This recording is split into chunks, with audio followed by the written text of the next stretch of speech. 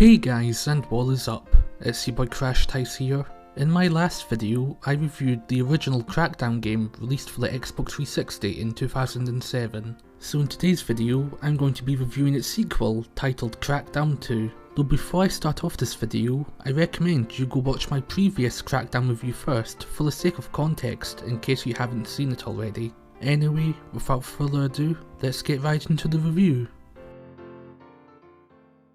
Crackdown 2 is a sequel that feels like the exact same game as its predecessor, but worse. Developed by Rough Rain Games instead of the original game's developers, and released for the Xbox 360 in 2010, Crackdown 2 is an open-world sandbox third-person shooter where you once again take control of a genetically modified supercop, with the mission of saving Pacific City for a second time. Though instead of cleaning up the streets of gangs, you have to rid Pacific City of a zombie-like freak virus which has brought the city to ruins, with you also having to deal with a rebel group named Cell which will try to prevent you from achieving your mission at every step of the way.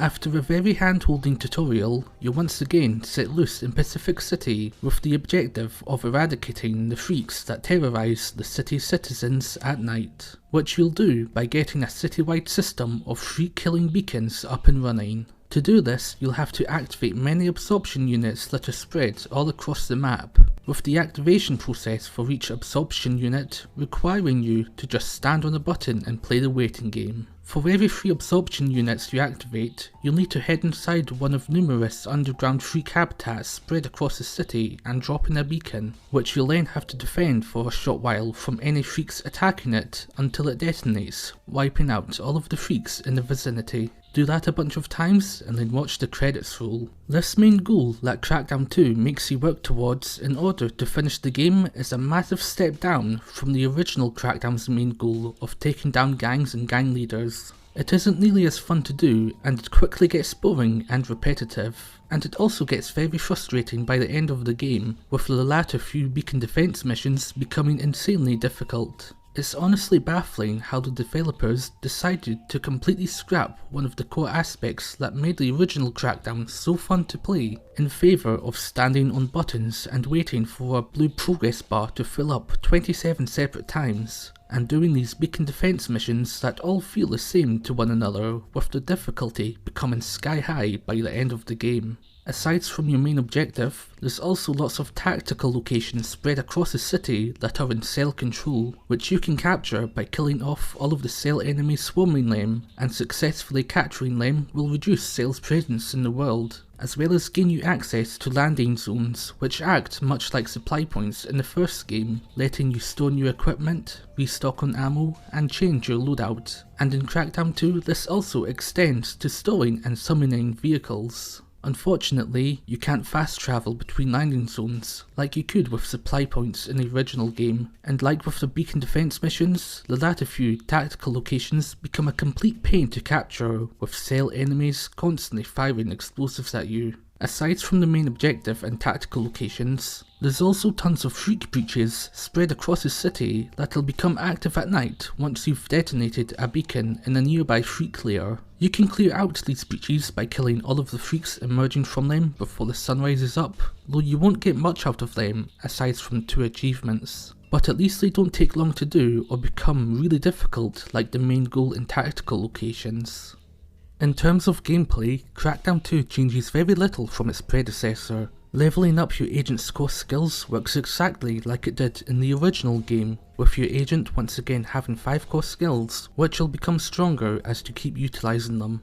And seeing your agent gradually transform into an unstoppable juggernaut as you keep leveling up your skills is just as satisfying and rewarding as it was in the first game. Though there's also a bunch of new stuff for you to unlock by leveling up certain core skills, like some new weapons and armoured vehicles, as well as a few new agent abilities like an all-powerful ground pound and a wingsuit that lets you fly across Pacific City. The gunplay of Crackdown 2 is also completely unchanged from its predecessor, with it having the same lock-on system, which can still accidentally lock onto enemies or objects that you weren't intending on targeting, as well as it letting you target specific body parts of enemies or parts of vehicles. Climbing up buildings also works the same, though your agent is a little better at ledge grabbing this time around, and your agent's default melee attack is a bit better than in the first game. And also, the explosive mayhem you could achieve in the original game by blowing up vehicles and using tons of explosives is also fully intact and just as fun in Crackdown 2.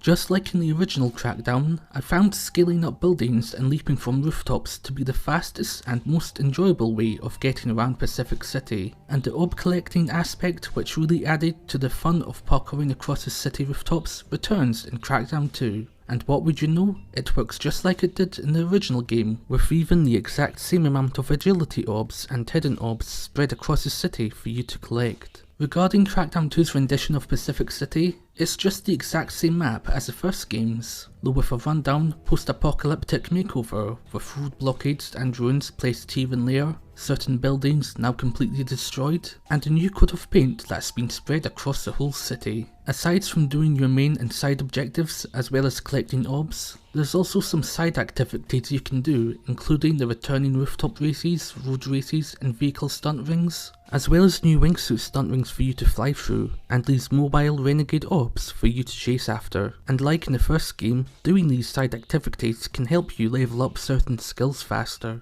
There are also these online orbs spread across the map, which can only be collected with the help of a friend online. And there's also hidden audio logs for you to find, which piece together a rather interesting backstory for a game that's light on storytelling. As well as single player, you can also play with up to 3 people in online co-op, which is a nice upgrade from the first game's 2-player online co-op.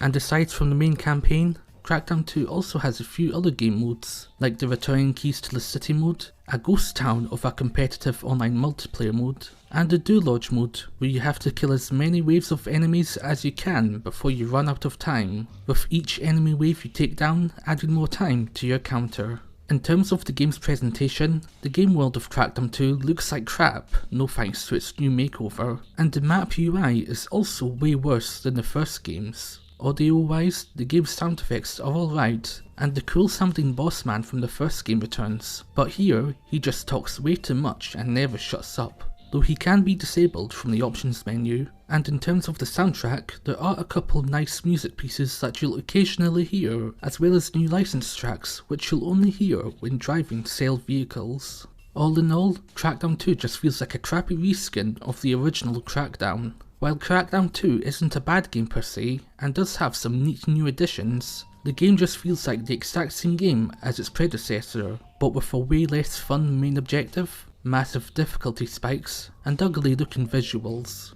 Crackdown 2 is a game I recommend you don't bother wasting your time with, even if it's free digitally and backwards compatible on recent Xbox consoles, as the original Crackdown game still exists and is an actually great time.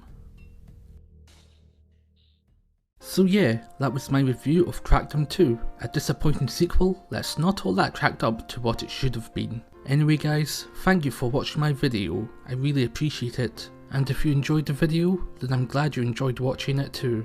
Anyway, I'll see you all later in the next video. Peace out guys.